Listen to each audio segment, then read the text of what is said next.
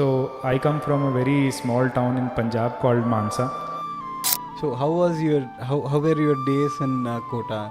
What was your experience there? Oh, wow, that takes me back to the Kota days. Hard work always pays off, but lot of people talk about the stress that students go through in Kota. Is there anything that you felt during that period? I don't want to comment on the education system we have. Remember, I have a very clear picture of that when everybody saw that number 4,900, everybody was like, Then how was the journey there in IIT Hyderabad? What do you think about the decision that you made that day? Was it right or how was it? well, I think it was the right decision.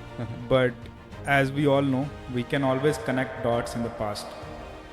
Did they never say Telugu nerchuko, learn Telugu? I mean, Yeah. and what are the other things that you like about Hyderabad? There is one thing which Hyderabad is very famous for. I really want to put.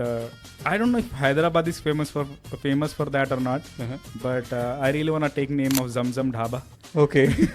which I think there's no IIT Hyderabad student who doesn't know about Okay. Zamzam Dhaba. Yeah. When I say it was difficult for me, it was way more difficult for my parents actually. Yeah. So I am rooted from one area, but I'm planted again at some area. They wanted me to speak Japanese. I learned a little bit of Japanese during my master's period, but they said like if you're willing to learn more, I think I will be able to accommodate with them. Rahulji, we hear a lot about the difference in the work culture when it comes to Indian companies and Japanese companies. So how did you feel when you entered? We all know that Japanese love their culture a lot and even their language, and they respect someone who is willing to learn Japanese. And coming to the Japanese language, as a beginner, what is the proficiency level in Japanese? Do they look if they want to hire someone? How much time would someone need to get to N4 level of professor level in Japanese?